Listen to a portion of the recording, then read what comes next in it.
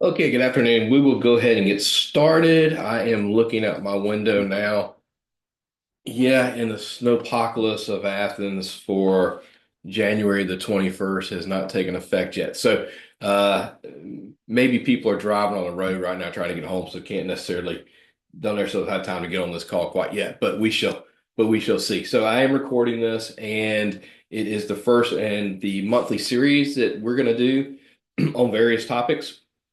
And I do have pretty much an agenda for every month. We'll send that around. Miranda and myself will send that around out over the next few weeks, just so people know what we're going to talk about. And we are going to record all those, post those to our YouTube channel, as well as send those out on emails and social media. So feel free to um, peruse those as you can. There are a lot of slides you should have up on your screen now called Outlook 2025. This was a presentation on the economy built by our custodian of assets, our broker dealer, LPL. They do a great job, so I figured why change something they do such a good job at. Um, if you have any questions from this presentation, please do not hesitate to contact me or anybody on our team for that matter. We're going to have a closed chat, so the chat room is not open today for questions. We're not going to take live questions because it is recorded, and in order to have a shareable recording, we can't have a Q&A on the call, which is great because I know more people will listen to this afterwards and live on it anyway. This is contact information for me. Feel free to, by phone or email, reach out and happy to discuss anything.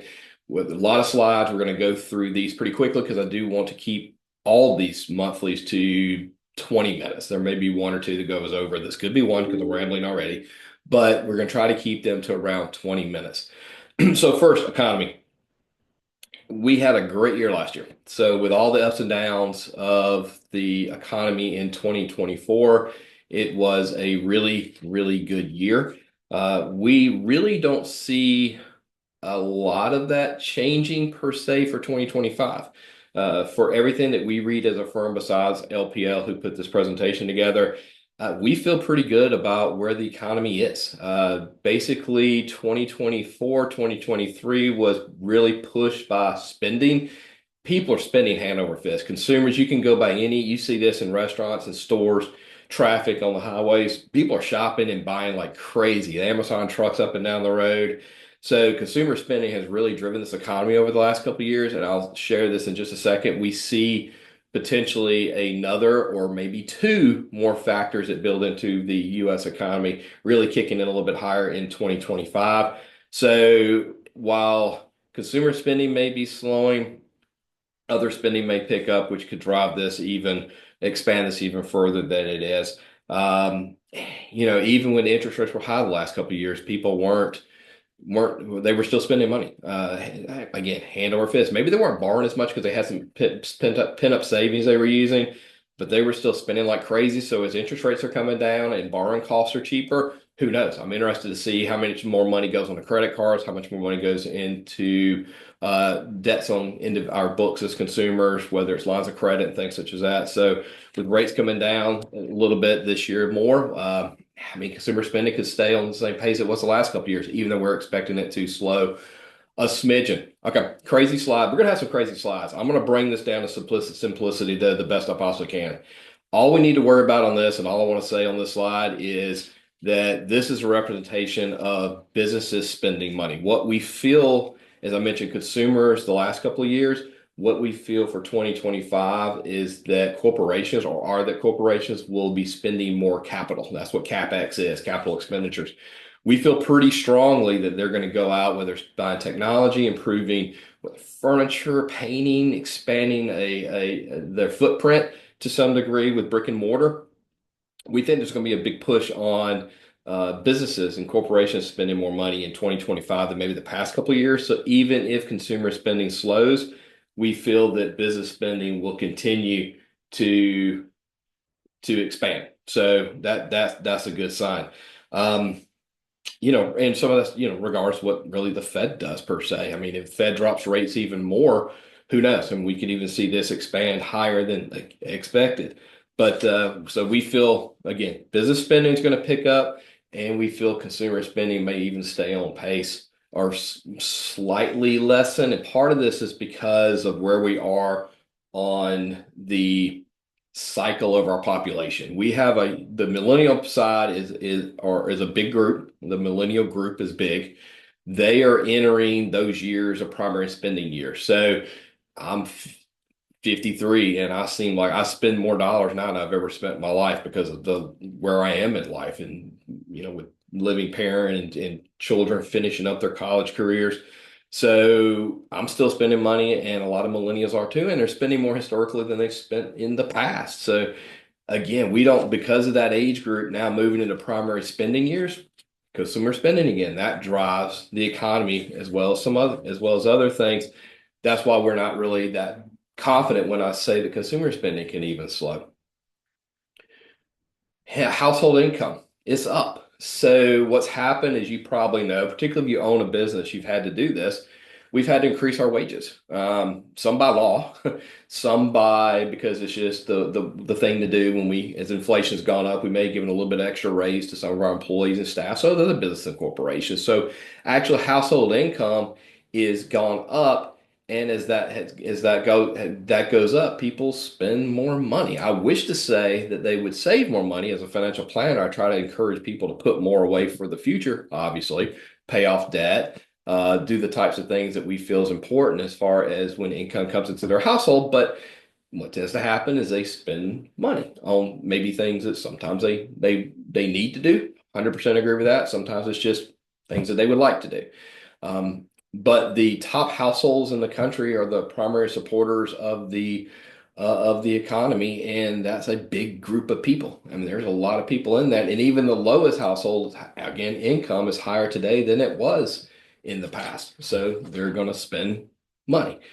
So inflation, key buzzword. Hear a lot about that. Obviously, we're getting close, and I should say, and I say we, I mean as a country on spending on inflation. So when you can hear this on every news channel. If you listen to CNBC, if you listen to anything that's a little bit more economic related, from I guess on the terminology side, you'll study over study over study where inflation is right now. Well, core CPI has definitely been coming down. So that's their number. That's what you'll hear more than anything, mostly, as far as inflation numbers are shrinking.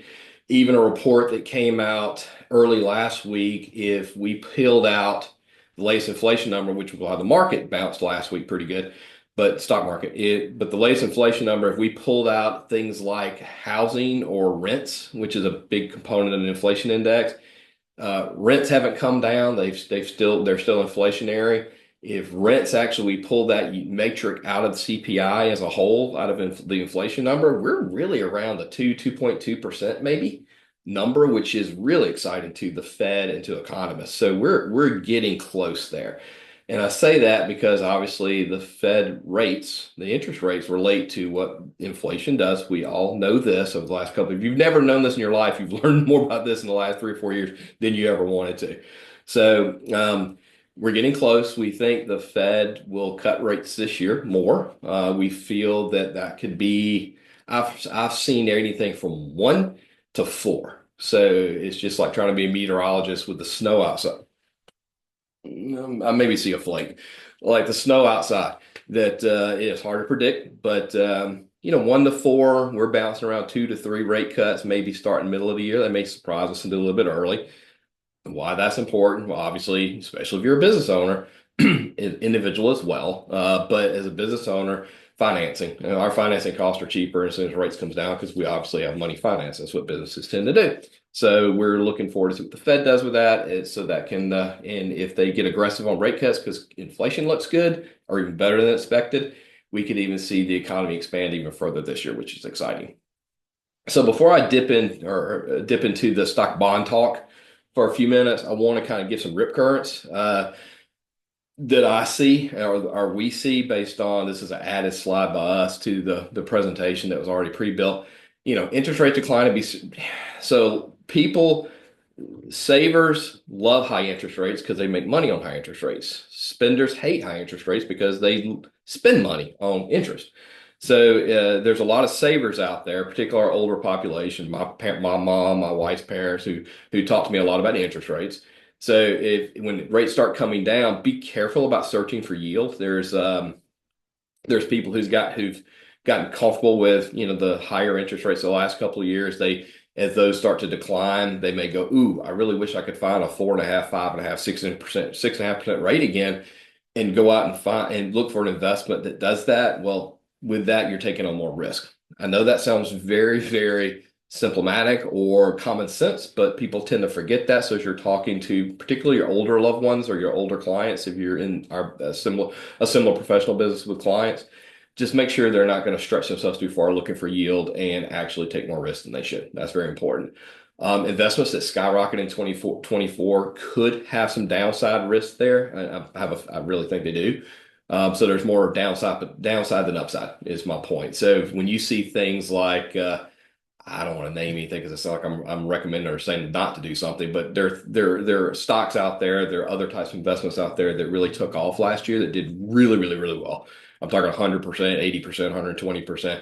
Might be time not to look at those. It scares me when I get a call in December, and it happens, throughout my career of 27 years, I guess, doing this now, 28, that somebody will call up an older client, a lot of cases, and someone not as sophisticated on investments at all, and go, "Ooh, I think I may ought to need to try that. Never did it in my life because people have done so well with it." That's probably the worst time to buy it, obviously.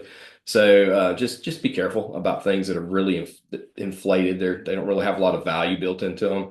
Don't ever invest on a short-term basis, really, unless you're buying a CD or something. Don't put money in something that you may need sometime soon.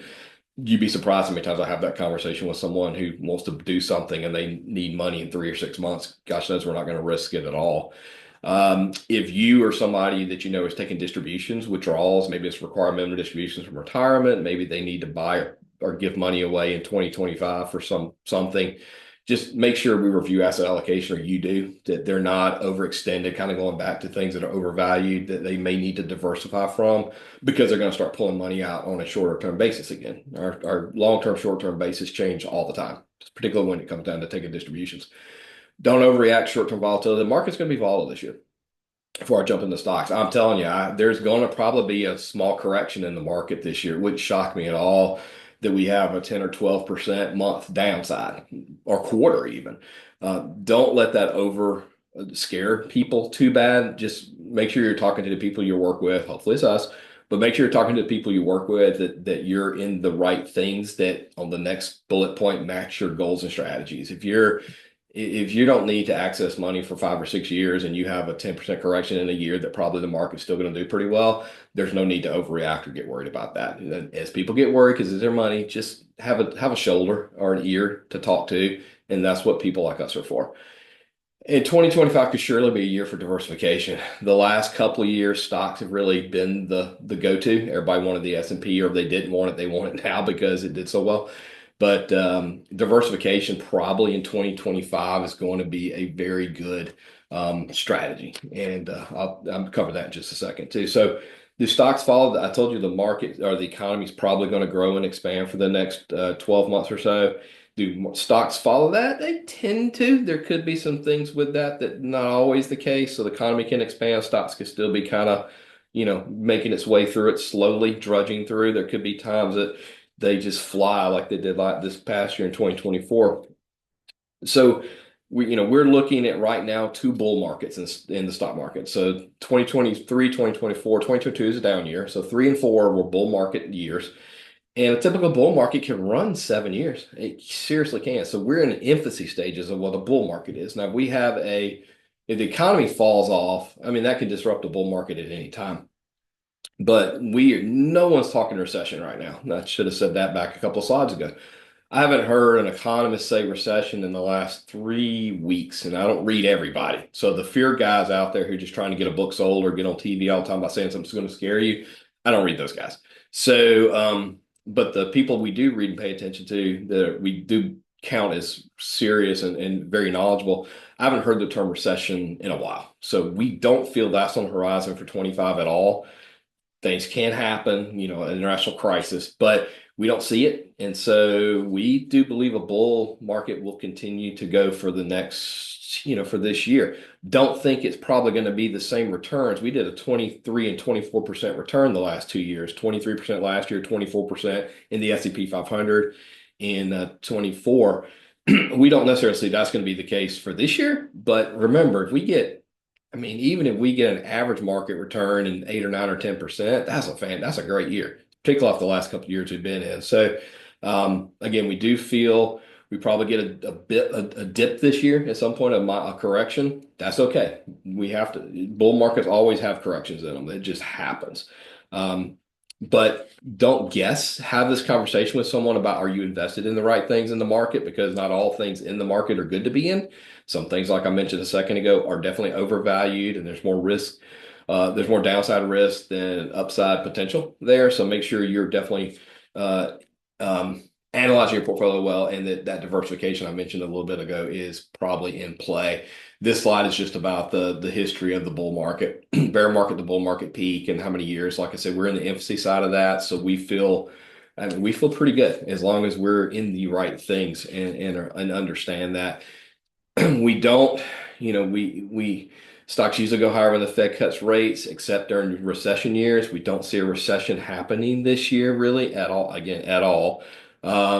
Still a possibility. So we do see, as the Fed does cut rates, the trend of the market going higher after Fed rate cuts, particularly Fed rate cuts, tied on top of that, consumer and corporate spending picking up, particularly corporate spending picking up. A third one is government spending. So if with some of President Trump's policies, there's going to be some government spending out there. So we do see that being something that we're paying attention to. That could be military, that could be energy, that could be other things. He's mentioned both. So if government spending picks up, that's another component of GDP, of the economy. So that's consumer, corporation, and government. It could be a better economy than most of us think it will be. So we're cautiously optimistic on that. We don't see a recession. We do see rate cuts. Another thing I get a lot of questions on, and I brought it up without the questions, is on tariffs that President Trump has mentioned. We're paying attention to that. Just real quick, not to bore the room. We've got a strong dollar. A strong dollar helps when tariffs are implemented. We already have tariffs that have been in place since 2017, 16, 17, that have not subsided in the last administration. So even if tariffs increase a little bit, we feel, because of everything else out there, we probably can absorb them. I know a lot of pundits out there, especially on CNBC, have talked about tariffs are inflationary, which they are, and they will cause us to spiral out of control and some of those guys I've heard say recession. There's not economists; those are CEOs for corporations. I don't count them as economists, but we don't see necessarily what's being discussed yet being that issue. We'll pay attention to that for more 2026, maybe than 2025. So, but we can talk more about that later one-on-one if you want to. We talked about things that are overvalued. The Magnificent Seven, as you've probably heard that term before, that's the 7 top companies in the S&P 500 based on market cap. Those are your tech companies mainly. That's Apple, Microsoft, Alphabet. That's what I was going to say originally, which is Google, Amazon, Nvidia, Meta, which is Facebook universe, and Tesla. So those 7 have driven the markets the last couple of years for sure. If we peel those out, you can see just on this slide, the market still did well without them, but they definitely drove the markets, particularly in 2023, that year, as you can well see. 2024 is exciting, particularly because we began to see that those performances are down and the market is still continuing to grow, expand without them. So that's the other 493 companies that make up the S&P 500 doing really well. And this is just a projection of what LPL feels for the 4 quarters of 2025, going out there to your right in the forecast. But just another conversation point to say, if you're in something that's really maybe overvalued, to somewhat avoid it and find the things and do the things in the markets that look really good. Another sign is they obviously have tons of statistics on everything. This is from basically the consumer exuberance board. It's a confidence index. It says where do consumers feel that everything is right now? How are we excited? Are we happy? Or we think markets are going to do really well over the next 12 months? Well, they do. They feel pretty excited about that. In some cases, especially old school thinking, people tell me for a while, probably heard me say this, when things get really, really, really exciting, um, you know, we kind of get a little bit nervous, but based on everything that's going on right now, I mean, I'm gonna stay with the exciting side, and that people are gonna continue to spend money, continue to invest, which is going to continue the economy moving forward.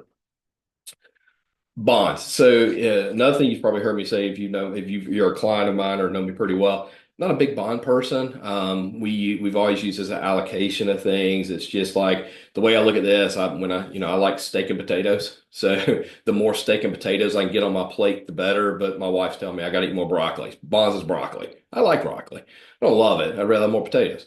But I have to fill my plate with it every once in a while for diversification's sake because it's healthy and I need. That's bonds, particularly now. So bonds, uh, as rates are coming down, yields are picking up. I mean, we may get some returns out of bonds this next year or two that we haven't seen in a while. That's exciting for the bond market instead of just being hey, we're holding on to it. Hopefully, it's a parachute or an umbrella or whatever analogy you want to use for when things go wrong. So we're starting to talk to more clients about bonds. We're putting them in our portfolios a little bit more. They've kind of always been there, but we're starting to move clients more that direction just in case there's super volatility in the markets. Especially older clients that need diversification or are going to take distributions out at any given time in the next couple of years, absolutely going to spend a little bit more time talking to them about bonds in general. Crazy busy slide. All I want to say with this is one thing. This I'm not going to tell you how it does this. This slide tells me we're not in a recession problem. You're going to look at this and go, I don't know what you mean by that. Perfect. Okay. Take me 20 minutes to explain this. But it's something we look at to say we're not really in a recession environment right now. So we feel pretty good about where things stand as far as where interest rates are with long and short term bonds. So I'll leave it at that. I already talked about demanding higher yields. Just be very careful. Don't you or friends or parents go into things searching for yield that can cause more risk. We want to stay away from that. We want to make sure we're protecting ourselves. And then I'll close with just quickly on the geopolitical side of things. So look, anything could happen. We can't predict what's going to happen in the world. We know this. I mean, it's exciting to see the ceasefire this week with in Israel with Hamas. That could spiral out of control. It's exciting to hopefully there's more interjection into Ukraine for that conflict. We know we have China, we have North Korea, we've got Russia issues, we got things all over the world. This graph here, it just shows the S&P 500 over the going back through before 2020. We've had some major issues. I'm going to print this slide out and have this with me everywhere I go when I have conversations with clients, just to show that look, if someone told me we'd be where we are having a global pandemic just 4 years ago, I would tell them they're crazy, absolutely crazy. There's no way I'm going to buy that. That's how strong, and I'm talking about U.S. economy, but really globally, but that's how strong this economy and the corporations here, the people are, how they're as much bad press is out there about different things, just how good things really are in a lot of cases, because we're able to get through these types of things that mean a ton. COVID, the 2020 election was awful. The Russia-Ukraine crisis, the technical recession. We did have a true technical. We did have a recession. Nobody talks about it in the tech market, but it did happen. The Hamas attacks again, the assassination attempt on President Trump now. So there's been plenty of things the last 4 years that would make you think, why did our economy do so well? Why did the markets do so well even because of that? Again, it's just how well we're set up and how well we're structured as a country. It just means a ton. So even if someone says we could have an issue in some region of the world, I go back to this and I'll say, well, COVID, how much bigger can our issue can it be? And things still did pretty darn well. That's a compliment or testimony to all of us as individuals as well. So kudos to us. But things have done really well through geopolitical issues. We're not going to worry about necessarily how we manage clients' money around something that may never occur for that matter. We are going to be smart. We're going to allocate as we need to. We're going to diversify when we need to. And we're going to make sure we're protective. We're not going to buy things that are overvalued. We're not going to do things that are too high yield with the risk. We're going to be smart. And we're going to get to know what our clients and you need as far as what do you want your money to do for you? That's how we build management. It's not about we're trying to get you a return or interest rate. We're trying to make sure what you need first, and then we match each other.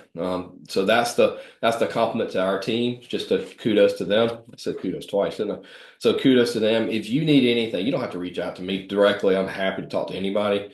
Uh, Call any of these guys. So that's our email address. I'm sorry, that's our website. That's our phone number. Look any of them up. If you got questions, they can answer them. You want to sit down with any of us, let us know. You want to share this with your friends and family, Godspeed, easily can. I'm going to end it at that. That was 27-ish minutes, a little longer than I wanted to. But I hope you have a good evening. Stay warm. Oh, it's snowing now. See, I was wrong. There's a weatherman. Now it's coming down. But anyway, I hope you have a good night and just let us know how we can help you. Thank you.